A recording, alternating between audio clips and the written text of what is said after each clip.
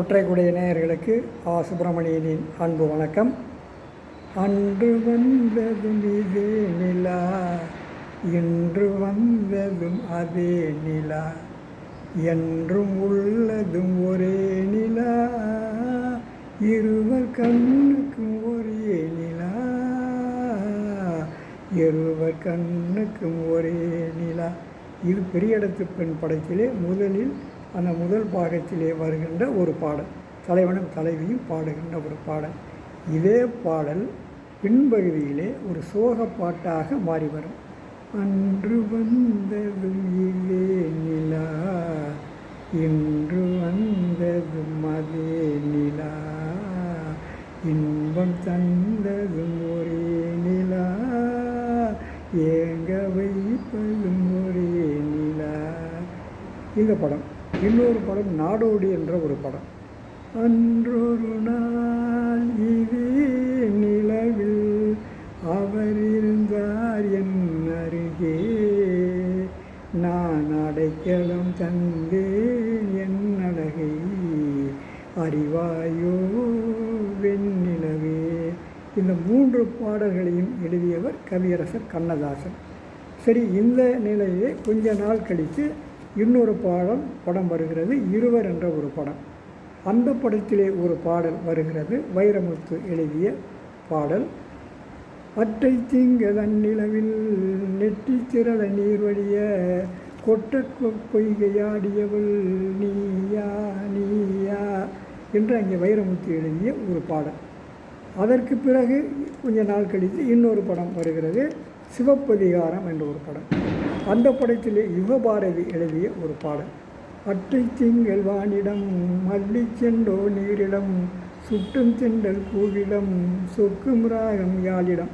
ஆக இதையெல்லாம் நான் எதுக்காக சொல்கிறேன்னு சொன்னால், இந்த பாடல்களினுடைய அந்த முதல் அடி இவர்களுக்கு எங்கிருந்து கிடைத்தது, எதிலிருந்து எடுத்து அதற்கு பிறகு எழுதிய எல்லாமே அவர்களுடைய சொந்த கற்பனை. ஆனால் இந்த அற்றை திங்கள் என்பதும் அந்த அன்று வந்ததும் அதே நிலா என்ற இந்த முதல் அடி இவர்களுக்கு எங்கிருந்து வந்தது என்று சொன்னால், புறநானூற்றிலே 112வது பாடல் பாரி மகளிர் பாடிய பாடல்.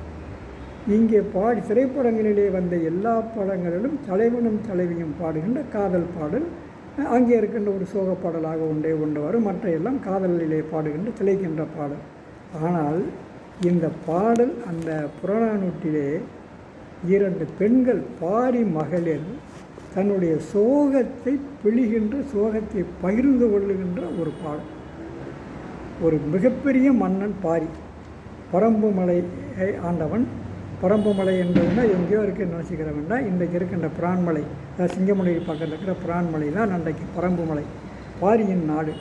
மூவேந்தர்கள், சேர சோழ பாண்டியர்கள், இந்த மூவேந்தர்கள் பெருநில மன்னர்கள் எல்லாம் ஆண்டபோதும் கூட அவன் ஒரு குறுநில மன்னன் தான். ஆனால் அந்த குறுநில மன்னனிடம் இருந்த சிறப்பு, மக்களுக்கு அவனிடமிருந்த பெயர் இந்த பெருநில மன்னர்களுக்கு கிடைக்கவில்லையே என்ற பொறாமை அவர்களுக்கு இருந்தது. ஆகவே எப்படியும் அவனை வீழ்த்தி விட வேண்டும் என்று அங்கே முடிவு செய்தார்கள். அந்த கதையை பிறகு பார்ப்போம். ஆனால் அவர்கள் அங்கே அவனை வீழ்த்தி விட்டதற்கு பிறகு அங்கே இருந்து அவனுடைய மகள் அவன் கொல்லப்படுகிறான், மனைவி கொல்லப்படுகிறாள், அரண்மனை சுக்குநூறாக இடிக்கப்படுகிறது. அதற்கு பிறகு அங்கே இருப்பது அவனுடைய 2 பெண் மக்கள், அங்கவை சங்கவை. இந்த 2 பேரும் தன்னுடைய தாயையும் தந்தையையும் நாட்டையும் இழந்து கண்ணீர் வடித்து தவிக்கிறார்கள். அந்த நேரத்திலே தான் பாரியின் அவைப்புலவர் கபிலர், அவர் அந்த பெண்களை அழைத்து கொண்டு, ஔவையாரின் துணையோடு அவரை அழைத்து கொண்டு எங்காவது சென்று இவர்களை திருமணம் செய்து கொடுத்து விடுவோம் என்று அவர் முடிவு செய்து அவரை அழைத்து கொண்டு வருகிறார். அப்படி வருகின்ற அன்றைக்கெல்லாம் அந்த போகின்ற பொழுது நடைப்பயணத்தில் தான் போகணும், இல்லை மாட்டு வண்டியில் போகணும். இவர்கள் நடந்தே போகின்ற பொழுது ஒவ்வொரு இடமாக போகின்றார்கள், மாதக்கணக்காக போகும். ஆக முதல் மாதத்திலே இது நடந்தது. அடுத்த இந்த மாதம் முடிந்து விட்டு முதல் பௌர்ணமியிலிருந்து அடுத்த பௌர்ணமி வந்து விட்டது. அன்றைய தினம் ஒரு காட்டிலே உட்கார்ந்து இருக்கிறார்கள். அந்த இடத்திலே நிலவை பார்க்கிறார்கள். பௌர்ணமி அங்கே வந்து விட்டது.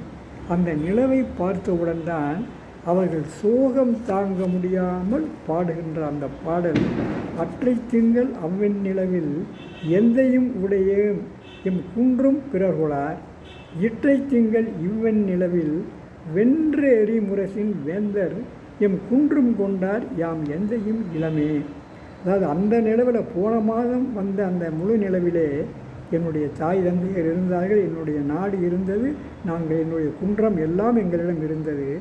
ஆனால் ஒரு மாதத்திற்குள்ளே, இந்த ஒரு மாதத்திற்குள்ளே இன்று வருகின்ற இந்த நிலவிலே நாங்கள் எல்லாவற்றையும் இழந்து, தாய் தந்தையை இழந்து தனியாக தவிக்கின்றோமே, எம் குன்றையும் அவர்கள் எடுத்துக்கொண்டார்கள் என்று சொல்லுகின்ற பொழுது வென்று ஏறி முரசின் என்று அங்கே சொல்லுகிறார் ஒரு ஆளை. இது எல்லலாக, அதாவது அந்த மன்னர்களை இகழ்வது போல அங்கே சொல்லுகிறார். நீங்கள் எல்லாம் மூவேந்தர்களும் சேர்ந்து என்னுடைய தந்தையிடம் போருக்கு வந்தீர்களே, போரிலே உங்களால் வெற்றி பெற முடிந்ததா? முரசு ஒட்டி இன்றைக்கு பாடுகிறீர்களே, இது என்ன முரசு? வெற்றி முரசா? என்னுடைய தந்தையை நீங்கள் ஏமாற்றித்தானே நீங்கள் அன்றைக்கு அவரை கொன்றீர்கள். ஆக உங்களுக்கெல்லாம் எதற்கு இந்த முரசு என்று அவர் அங்கே சொல்லுவதாக இந்த பாடலிலே அமைந்திருக்கிறது. ஆக ஒரு பாடி மகளிர் பாடிய அந்த பாடலில் முதல் அடியை எடுத்து திரைப்படத்திலே பயன்படுத்திய நம் கவிஞர்கள் நிறைய உண்டு. அவர்களை பற்றித்தான் என்று பார்த்தோம். பாரியையும் கபிலரையும் நாளை பார்ப்போம். நன்றி, வணக்கம்.